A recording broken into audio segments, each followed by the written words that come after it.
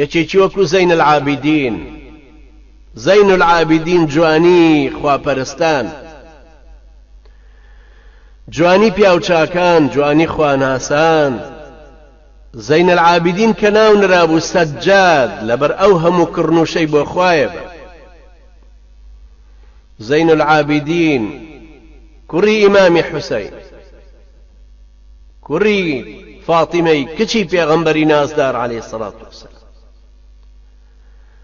دەستنوێژی گرت و هاتە ئەم لاوە، هەموو سەیریان کرد، ڕەنگی هەڵگەڕاوە و لەشیە لەرزێ.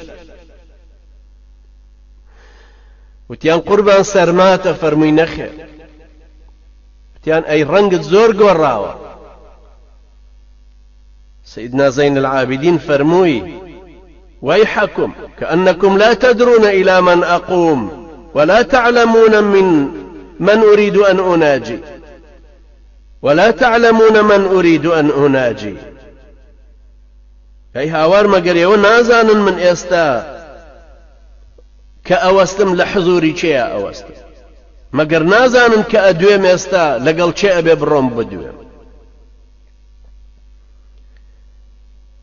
ئەمە ئەم پیاوە ساڵحەیە چونکە ئەیزانی کە نوێژەکان یعنی چی، ئامادەبوونی دڵێکی زیندوو کە لەگەڵ خوای پەروەردگارە دوێ.